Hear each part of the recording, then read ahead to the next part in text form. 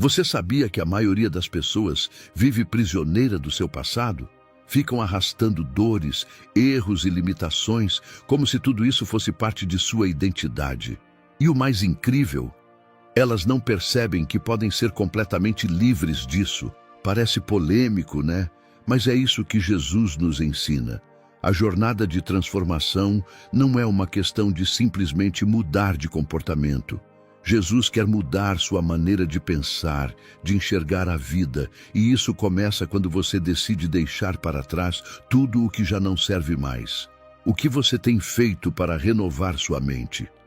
Se você está cansado de ficar preso às suas lembranças, medos e hábitos antigos, então está na hora de entender que a verdadeira transformação está disponível para você agora. Está pronto para descobrir como? Vamos lá. Nicodemos era um homem respeitado, um mestre da lei, alguém que conhecia as Escrituras como poucos. Mas quando ouviu Jesus falar sobre o reino de Deus, algo dentro dele se inquietou. Ele sabia que havia algo mais, algo que sua religiosidade ainda não tinha lhe revelado. Então, numa noite silenciosa, decidiu procurar Jesus. E ali, diante do mestre, ouviu uma frase que o desconcertou. Se alguém não nascer de novo, não pode ver o reino de Deus. João 3:3. Como assim nascer de novo? Como um homem velho poderia voltar ao ventre de sua mãe? Nicodemos estava diante do maior ensinamento de sua vida, mas sua mente ainda estava presa à lógica humana. Jesus não estava falando de um nascimento físico, mas de uma transformação espiritual. Assim como um bebê entra em um mundo completamente novo ao nascer, aquele que nasce do Espírito entra em uma nova realidade, uma nova forma de viver. Aquele que não nascer da água e do Espírito não pode entrar no reino de Deus. João 3:5. Água e Espírito, purificação e poder. Não se tratava apenas de mudar hábitos, frequentar uma religião ou tentar ser uma pessoa melhor. O novo nascimento era uma revolução interna, uma reconstrução completa da identidade. Essa ideia não era apenas difícil para Nicodemos, mas também é para muitos hoje. Há quem tente consertar a vida aos poucos, como se estivesse reformando um prédio antigo. Mas Jesus não está interessado em reformas superficiais. Ele não coloca remendos em algo que precisa ser reconstruído do zero. O novo nascimento não é um aperfeiçoamento da velha vida, mas o início de uma vida totalmente nova. É por isso que muitos lutam contra essa transformação, porque ela exige uma entrega total, um abandono do controle. Se olharmos para o Gênesis, veremos um paralelo impressionante. Quando Deus formou Adão do pó da terra, ele ainda não era um ser vivo. Foi somente quando Deus soprou em suas narinas o fôlego da vida que ele passou a existir. Gênesis 2:7. Da mesma forma, quando o Espírito de Deus sopra em nós, um novo ser nasce. O passado perde sua autoridade e uma nova identidade é concedida. Mas esse processo não acontece automaticamente. É preciso desejar esse sopro, abrir o coração para que Deus faça algo novo. Muitas pessoas carregam a bagagem do passado e tentam encaixar a fé dentro dela. Mas Jesus veio para libertar, não para carregar pesos antigos. O convite de Jesus para Nicodemos é o mesmo para nós hoje. Deixe o que você era para trás e torne-se uma nova criatura. E isso é assustador para muitos, porque significa abrir mão do controle, abandonar a segurança do conhecido. Mas é exatamente nessa entrega que a verdadeira liberdade acontece. Não há mais medo, culpa ou condenação. Há apenas a certeza de que Deus está nos fazendo novos, nos moldando conforme sua vontade. Talvez Nicodemos tenha saído daquela conversa ainda com dúvidas, ainda refletindo sobre o que tinha acabado de ouvir, mas algo ficou plantado nele, e essa semente cresceu. Mais tarde, vemos Nicodemos defendendo Jesus diante dos fariseus. João 7:40 e 50 a 51. e depois ajudando a preparar o corpo de Cristo para o sepultamento. João 19:39. Aquela conversa mudou sua vida, mesmo que a transformação não tenha sido imediata. O novo nascimento muitas vezes começa assim, com um choque, uma pergunta, um desconforto. Mas pouco a pouco, a verdade se instala e começa a renovar a mente. E é exatamente aí que está o maior desafio, a renovação da mente. Porque mesmo depois de nascer de novo, o passado continua tentando sussurrar, tentando nos puxar de volta para o que éramos antes. Como lidar com isso? Como impedir que velhos pensamentos e hábitos sabotem essa nova vida? Nascer de novo é um milagre, mas viver essa nova vida é uma guerra.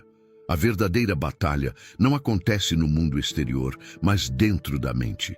Transformai-vos pela renovação do vosso entendimento. Romanos 12:2. O que isso significa? Significa que mesmo depois de nascer de novo, a mente continua carregando padrões antigos, lembranças do passado, crenças limitantes. O espírito foi renovado, mas a mente precisa passar por um processo contínuo de transformação. E é aí que muitos tropeçam. Eles querem uma mudança instantânea, mas não percebem que a renovação da mente é uma construção diária. O maior inimigo da transformação não são as circunstâncias externas, mas os pensamentos internos. Imagine alguém que passou anos acreditando que não é bom o suficiente, que sempre falhará, que nunca será amado. A conversão traz uma nova identidade, mas, se a mente não for renovada, essas mentiras continuarão ditando as emoções e as atitudes. É por isso que tantas pessoas aceitam a Cristo, mas ainda vivem aprisionadas pelo medo, pela culpa e pela dúvida. O Espírito Santo quer reformar a mente, mas essa transformação exige uma decisão diária, escolher a verdade de Deus em vez das velhas mentiras. A história de Paulo é um exemplo vivo dessa transformação. Antes de encontrar Jesus, ele era Saulo, perseguidor dos cristãos. Sua mente estava programada para odiar aqueles que seguiam a Cristo. Mas, no caminho de Damasco, tudo mudou. Atos 9, 1-22. Ele nasceu de novo, sim, mas isso não apagou automaticamente tudo o que ele aprendeu e acreditava antes. Foi um processo. Ele precisou renovar sua mente, reaprender quem era, reconstruir sua visão de Deus e de si mesmo. E essa mudança não aconteceu em um instante, mas ao longo de anos de intimidade com Cristo. A renovação da mente exige novas referências. Quem deseja viver a transformação precisa alimentar a mente com verdades que sustentem essa nova vida. Isso significa mudar o que se consome, a maneira como se alimenta espiritualmente, os conteúdos que assiste, as conversas que mantém. Não se pode renovar a mente enquanto se continua absorvendo as mesmas influências que moldaram o velho padrão. Quer fortalecer a fé? Leia as Escrituras diariamente. Quer vencer a ansiedade? Memorize e declare versículos que tragam paz. Quer mudar sua mentalidade? Busque aprender com pessoas que já foram transformadas por Deus. Muitos ainda se agarram ao passado porque o enxergam como sua identidade. Mas Deus não chama ninguém pelo que foi, e sim pelo que Ele pode fazer na vida dessa pessoa. Gideão se via como o menor da sua casa, mas Deus o chamou de varão valente. Juízes 6:12. Pedro era impulsivo e instável, mas Jesus o chamou de pedra firme. Mateus 16:18. A renovação da mente começa quando alguém passa a enxergar a si mesmo como Deus o vê. Isso muda tudo: as decisões, os relacionamentos, os sonhos. E a grande verdade é que essa batalha nunca termina. Sempre haverá desafios que tentarão resgatar velhos padrões. Mas, a cada dia, a mente pode ser treinada para responder de uma nova maneira. Quando o medo surgir, em vez de se desesperar, declarar a verdade. O Senhor é a minha luz e a minha salvação. De quem terei medo? Salmos 27:1. Quando a culpa tentar aprisionar, lembrar-se da promessa: nenhuma condenação há para os que estão em Cristo Jesus. Romanos 8:1. É uma escolha diária. E quanto mais essa renovação acontece, mais a transformação se torna visível. Mas há um perigo real nessa jornada: o de tentar misturar a nova vida com a velha mentalidade. Muitos querem viver o Evangelho sem abrir mão dos velhos padrões, mas Jesus já nos alertou sobre isso. Jesus foi claro: não se põe vinho novo em odres velhos. Mateus 9:17. Mas ainda assim, muitos tentam encaixar a nova vida em Cristo dentro dos mesmos moldes do passado. O problema: o novo sempre rompe o velho. O Evangelho não é uma pequena mudança, é uma transformação total. Não há como viver a novidade de Deus enquanto se insiste em carregar velhas mentalidades, hábitos e crenças. Essa tentativa de misturar o que foi com o que Deus quer fazer apenas atrasa o processo de transformação. E muitas vezes leva à frustração espiritual, porque a pessoa sente que algo está errado, mas não entende o motivo. Um exemplo clássico disso é o jovem rico, Marcos 10:17-22. Ele queria seguir Jesus, mas sem abrir mão do que já tinha. Queria o reino de Deus, mas sem perder suas posses e status. No final, saiu triste porque percebeu que não dava para ter os dois. Essa é a realidade de muitos. Querem crescer espiritualmente, mas não querem abandonar vícios, relacionamentos destrutivos ou padrões egoístas. Querem uma nova vida, mas sem abrir mão das velhas seguranças. Mas o novo e o velho não coexistem. O vinho novo precisa de um recipiente novo, uma mentalidade transformada, uma disposição para deixar o que passou no passado. Misturar o novo com o velho não só impede o crescimento, como pode ser perigoso. Imagine alguém que se converte, mas continua alimentando-se de conteúdos que o afastam de Deus. Aos poucos, essa pessoa começa a sentir que sua fé está fraca, que seu ânimo espiritual diminui. Por quê? Porque está tentando viver uma vida nova com influências antigas. O mesmo acontece com quem tenta manter amizades que o puxam para hábitos que já deveriam ter sido deixados para trás. Cedo ou tarde, o velho odre não suporta o vinho novo e a pessoa acaba voltando ao que era antes. Paulo passou por essa ruptura.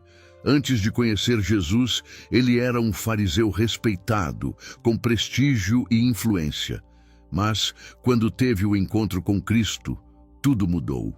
Ele não tentou manter sua antiga vida enquanto servia a Deus. Pelo contrário, declarou: mas o que para mim era ganho, reputei-o como perda por Cristo. Filipenses 3:7. Ele entendeu que não dava para carregar o passado e o futuro ao mesmo tempo. Escolheu abrir mão de tudo para viver completamente a transformação que Deus tinha para ele. E essa é a chave, a entrega total. Isso não significa que a pessoa deve abandonar tudo o que conheceu, mas significa que aquilo que não se alinha com Deus precisa ser deixado para trás.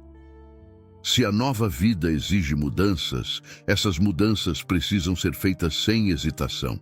Se Deus pede para abandonar certos hábitos, é porque Ele tem algo melhor. Se Ele conduz a novos caminhos, é porque os antigos já não servem mais.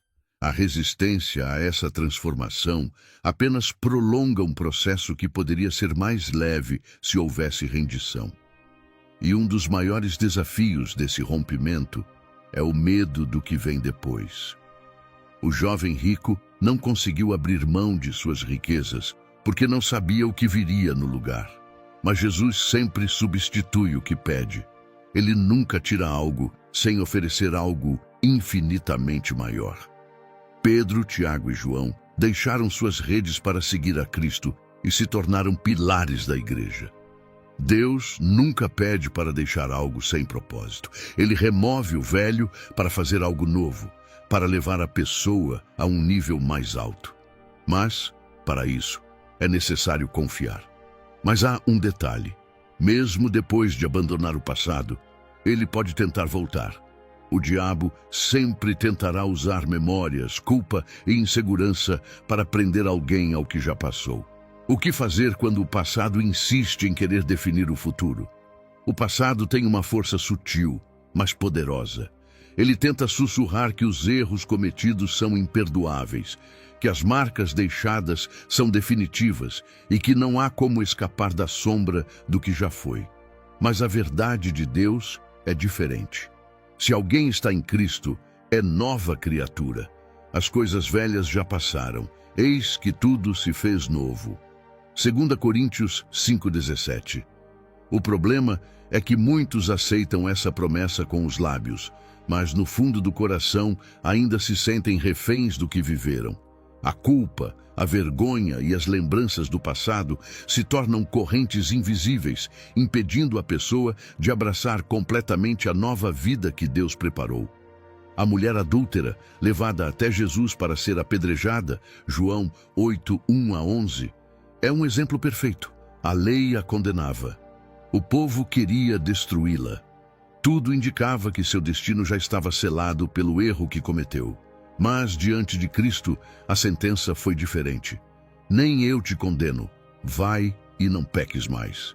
Jesus não negou o que ela fez, mas também não permitiu que aquilo definisse seu futuro. Deus não ignora o passado, mas Ele o redime.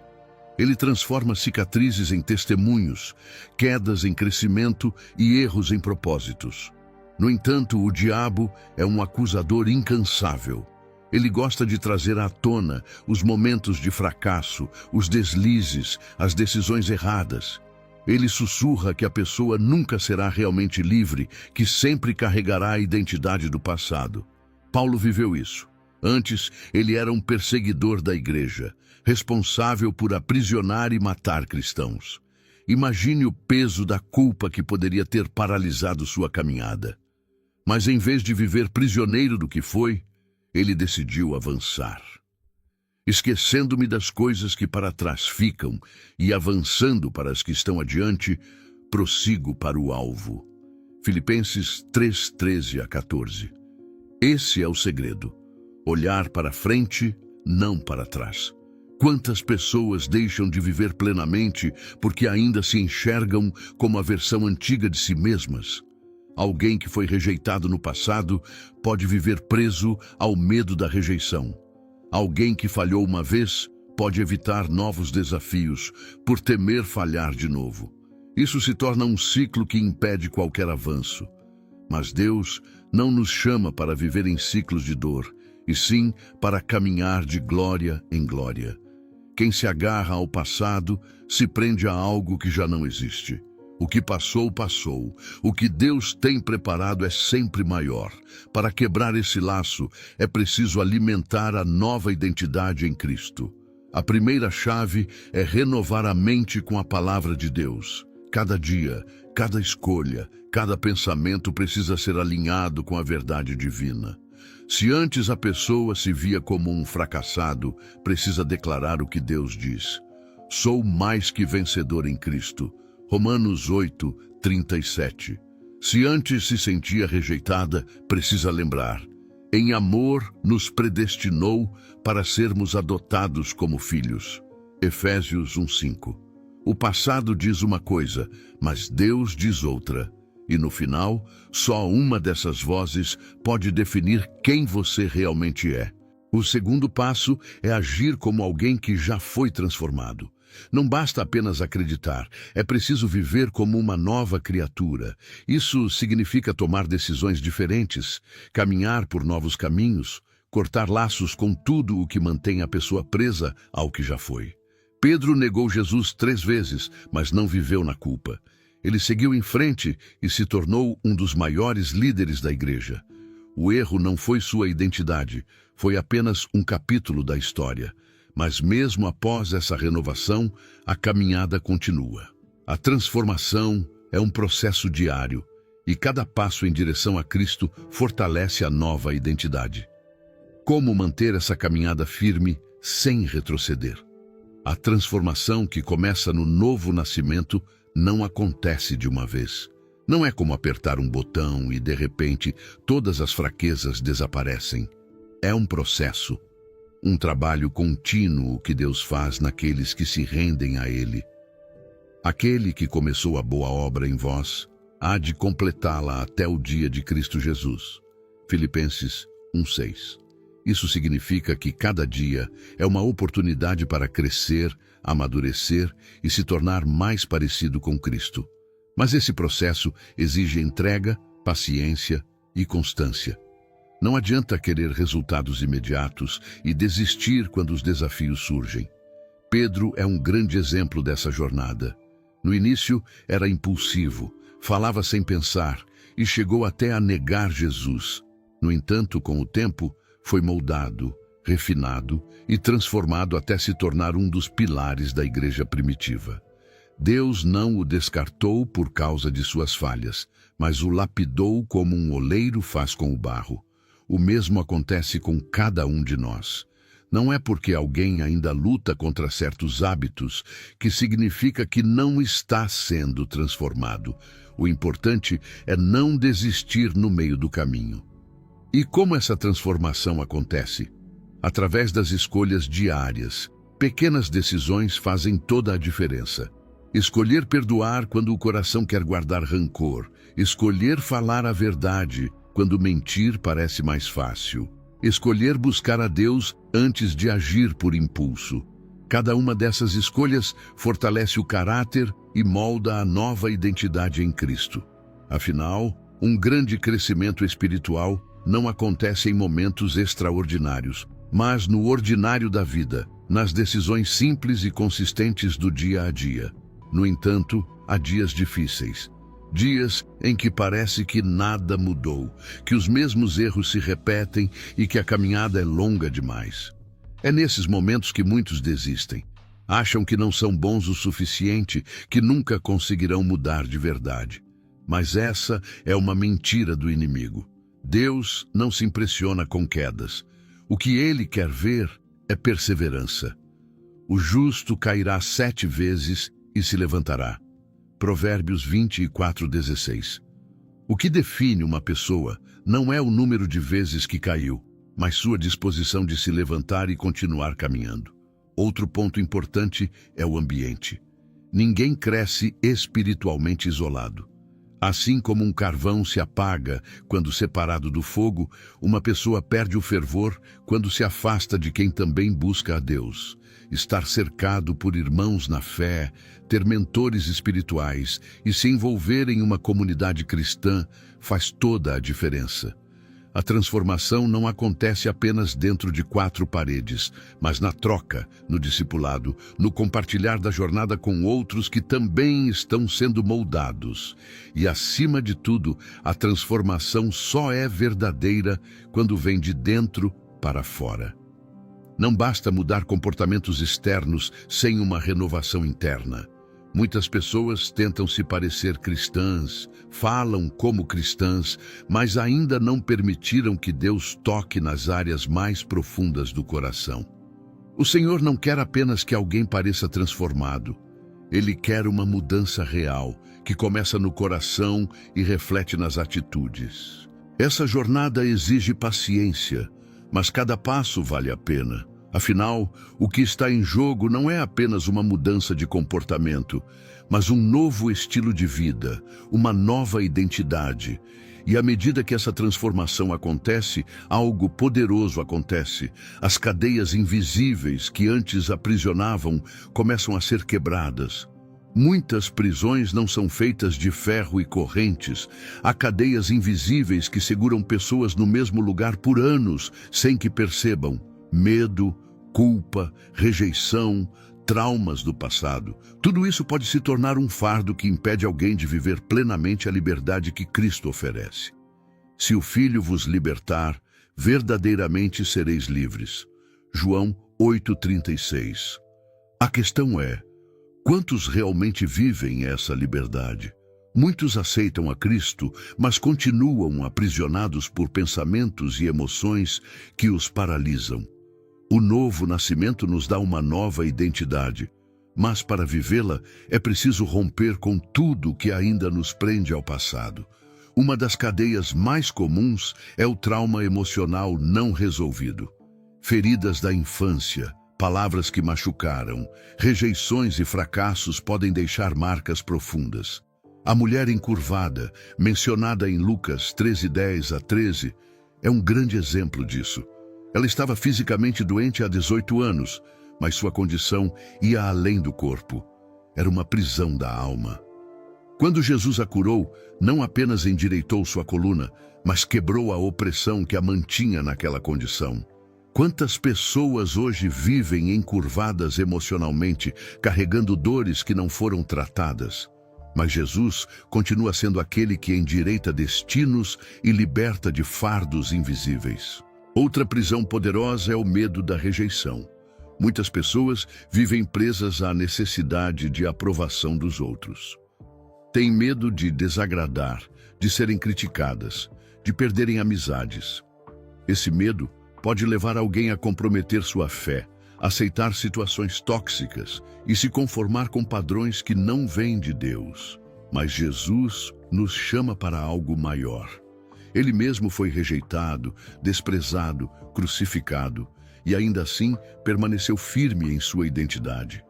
Quem se prende à opinião dos outros nunca experimentará a plenitude da liberdade que Cristo oferece. O hábito da autopiedade também aprisiona. Quando alguém se vê como vítima de tudo, acaba justificando a inércia e a falta de mudança. Há pessoas que preferem carregar o rótulo de feridas do que lutar pela cura. Claro, algumas dores são legítimas e é necessário tempo para sarar, mas em algum momento é preciso decidir avançar. José, vendido pelos próprios irmãos e injustamente preso, poderia ter se afundado na autopiedade. Mas ele escolheu confiar em Deus e se tornou governador do Egito. Se ele tivesse se fixado no sofrimento, jamais teria vivido o propósito de Deus para sua vida. Há também as prisões dos padrões antigos. Muitas vezes, alguém se converte, mas ainda carrega hábitos e mentalidades que pertencem ao passado. É como tentar colocar vinho novo em odres velhos. Mais cedo ou mais tarde, tudo se rompe. Mateus 9:17. A libertação verdadeira envolve um recomeço, uma renovação da mente, uma decisão diária de viver de acordo com a nova identidade em Cristo. Isso significa abandonar práticas destrutivas, pensamentos negativos e comportamentos que não refletem a luz de Deus. Para quebrar essas cadeias invisíveis, é essencial reconhecer sua existência. Não se pode vencer um inimigo que não se admite estar enfrentando. Orar e pedir que Deus revele quais prisões ainda estão ativas na alma é um primeiro passo. Depois, é preciso confrontá-las com a verdade da palavra. Conhecereis a verdade, e a verdade vos libertará. João 8:32. Verdades como Deus me ama, meu passado não define meu futuro e fui chamado para algo maior, precisam ser internalizadas até que as mentiras sejam arrancadas da mente e do coração. E quando essas cadeias são quebradas, a transformação é visível. A pessoa começa a andar com mais confiança, a falar com mais ousadia, a viver sem medo do amanhã. A liberdade em Cristo não é teórica. Ela se manifesta no dia a dia, nas escolhas, nas reações e nas atitudes. E quanto mais livre alguém se torna, mais percebe que nem todos ao seu redor entenderão essa nova fase. Toda grande transformação gera impacto. E quando alguém nasce de novo em Cristo, isso se torna evidente. De repente, valores mudam, prioridades se ajustam, desejos se renovam.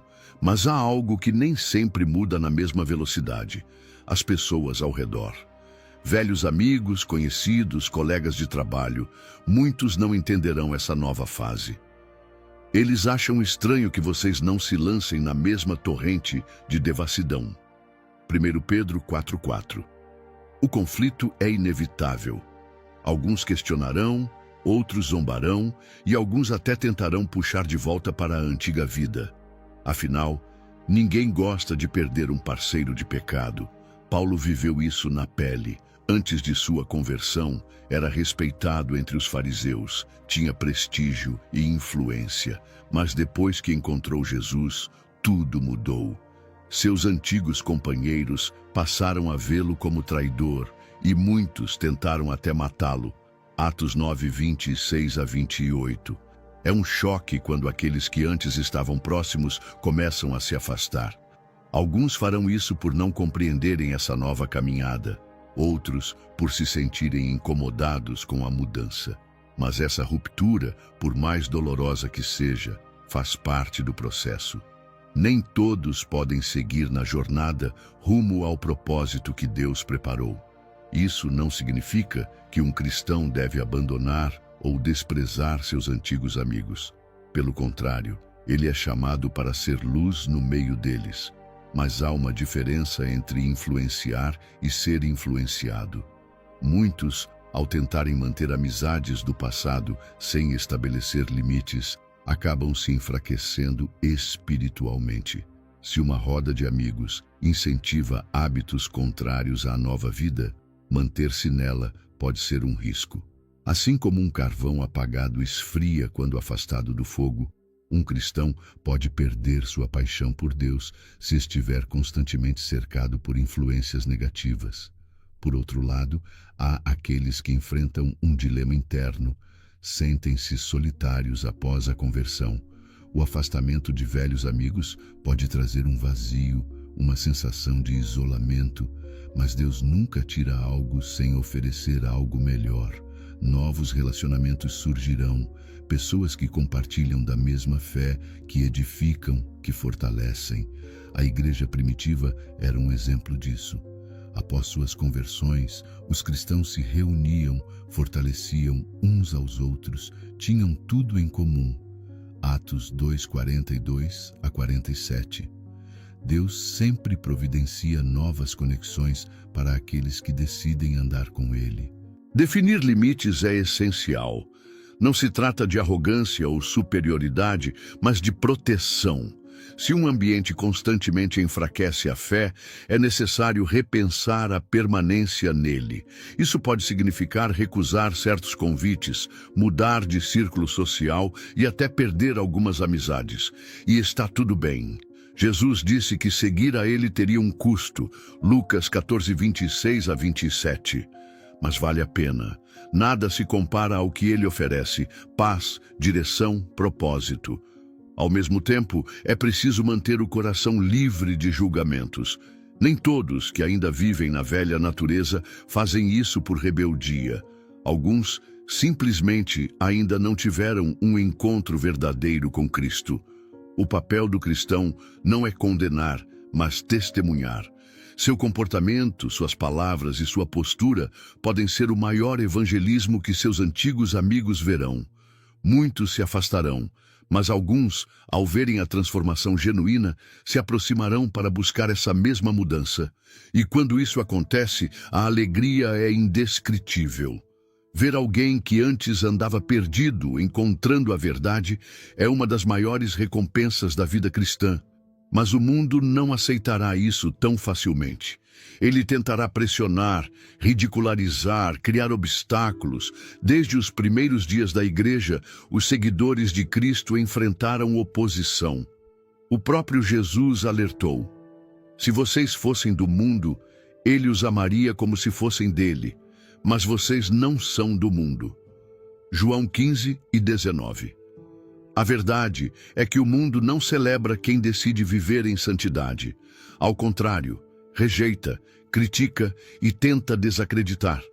É por isso que, ao nascer de novo, muitos percebem um afastamento natural de pessoas e ambientes que antes faziam parte de suas vidas. E não se trata apenas de antigos amigos. A cultura, a mídia, os valores da sociedade frequentemente caminham na contramão da fé cristã. O mundo oferece atalhos, sucesso fácil, prazeres momentâneos, caminhos mais leves, e aqueles que recusam são vistos como radicais, ultrapassados, fanáticos. Daniel e seus amigos viveram isso na Babilônia. Eles foram pressionados a se conformar. a se alimentar dos costumes daquele império, a abandonar sua identidade espiritual. Daniel 1:8. Mas decidiram permanecer fiéis. Eles não discutiram, não fizeram protestos, apenas se posicionaram. No fim, Deus os exaltou diante de todos. A fidelidade sempre tem recompensa. E essa pressão não vem apenas de fora. Muitas vezes, a maior batalha acontece internamente. O desejo de aceitação, o medo de ser excluído, a dúvida se vale a pena permanecer firme. Tudo isso pode levar alguém a ceder. E o perigo de ceder uma vez é que, depois, a linha entre certo e errado se torna cada vez mais borrada. No início, é só uma concessão pequena, uma adaptação. Mas, quando se percebe, o coração já foi tomado por uma fé superficial, moldada pelo que é conveniente e não pelo que é verdadeiro. Então, como permanecer firme? Primeiro, fortalecendo a identidade em Cristo. Quando se sabe quem se é nele, as opiniões do mundo perdem peso. Segundo, construindo um alicerce sólido na palavra. Jesus comparou isso a uma casa edificada sobre a rocha. Vieram as chuvas, transbordaram os rios, sopraram os ventos, mas ela não caiu, porque estava firmada. Mateus 7:24-25. Um cristão sem raízes profundas se torna frágil diante das tempestades da vida. Outro ponto essencial é buscar relacionamentos que fortaleçam a fé. O ferro afia o ferro, e a fé se fortalece no convívio com pessoas que compartilham os mesmos valores. Provérbios 27:17. Participar de uma comunidade cristã, ter mentores espirituais, estar cercado de irmãos na fé faz toda a diferença. Na jornada cristã, ninguém foi chamado para caminhar sozinho. E por fim, é preciso lembrar que a aprovação do mundo não é o que define o valor de alguém. O próprio Jesus foi rejeitado, desprezado, crucificado. Mas ele venceu, e essa vitória já foi compartilhada com aqueles que o seguem. O mundo tentará desanimar, fazer duvidar, oferecer alternativas, mas aqueles que permanecem firmes encontram algo que dinheiro nenhum pode comprar: paz, propósito e uma eternidade com Deus. No fim, tudo se resume a uma escolha: viver para agradar ao mundo ou viver para agradar a Deus. E essa escolha determina não apenas o presente, mas a missão que cada um terá daqui para frente. O novo nascimento não é apenas um recomeço pessoal, é um chamado para algo maior. Jesus não apenas nos resgata do pecado, mas nos confia uma missão. Ele disse: "Ide e fazei discípulos de todas as nações." Mateus 28:19. Isso significa que a transformação que acontece dentro de nós precisa se expandir para o mundo ao nosso redor. Não fomos apenas salvos para esperar o céu, mas para impactar vidas aqui e agora. E essa missão não é exclusiva de pastores ou líderes religiosos, é para todos que nasceram de novo. Muitos se perguntam: mas como posso cumprir essa missão? A resposta está nos exemplos que Jesus nos deu. Ele não ficava apenas nos templos ou sinagogas, mas ia até as pessoas. Ele conversava, ouvia, ensinava, curava. A missão começa no dia a dia, no trabalho, em casa, na escola, nas redes sociais. Pequenas ações como compartilhar uma palavra de esperança, ajudar alguém que precisa, demonstrar amor genuíno, tudo isso faz parte do propósito. Nem sempre é sobre pregar, mas sobre viver de uma forma que reflita Cristo. Os discípulos são um grande exemplo de como Deus usa pessoas comuns para cumprir seu plano. Pedro era pescador, Mateus era cobrador de impostos. Nenhum deles era um teólogo ou alguém importante aos olhos do mundo. Mas quando encontraram Jesus, suas vidas mudaram completamente. Eles passaram de anônimos a protagonistas da maior revolução espiritual da história. Isso mostra que Deus não chama os capacitados, Ele capacita os chamados. E se Ele te chamou, Ele também te dará as ferramentas necessárias. Outro ponto essencial é entender que essa missão não é opcional. Muitos aceitam a salvação, mas ignoram o chamado para influenciar outras vidas. Mas a verdade é que quando Deus nos transforma, Ele espera que sejamos um canal de transformação. A luz não foi feita para ser escondida, mas para iluminar. Mateus 5:14-16. Se Cristo te libertou, por que não compartilhar essa libertação com outros?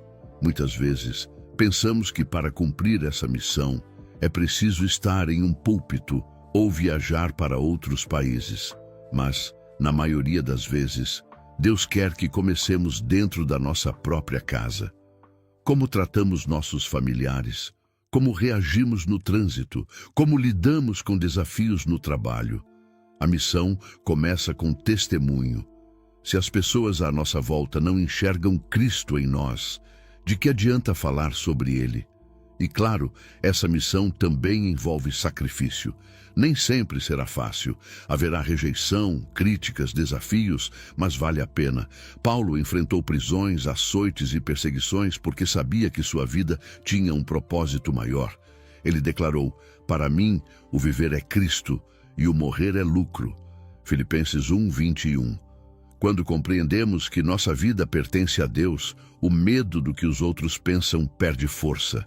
Agora, a grande pergunta é: o que você fará com essa nova identidade em Cristo? Manterá essa transformação apenas para si ou permitirá que Deus use sua vida para alcançar outras pessoas? Esse é o verdadeiro propósito do novo nascimento.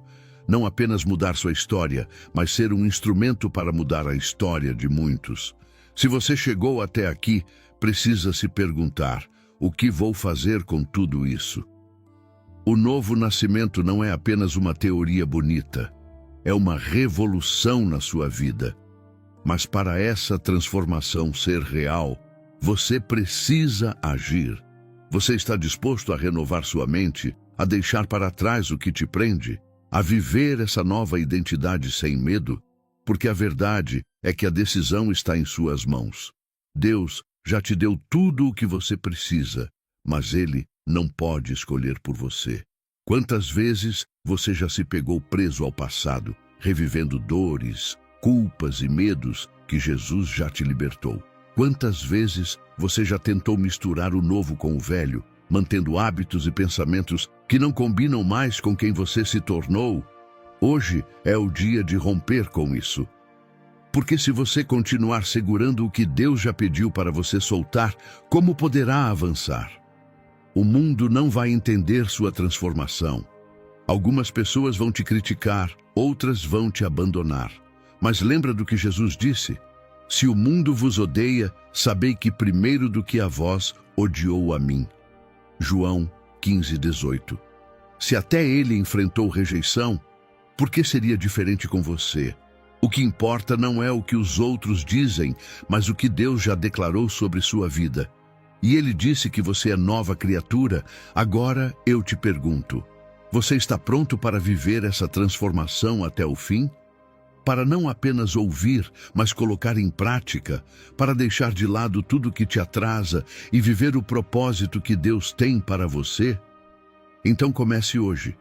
Escolha renovar sua mente diariamente. Escolha ser luz no meio das trevas.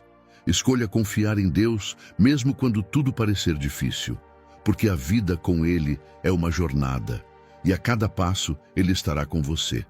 E se essa mensagem falou ao seu coração, eu te convido a se inscrever no canal e ativar as notificações.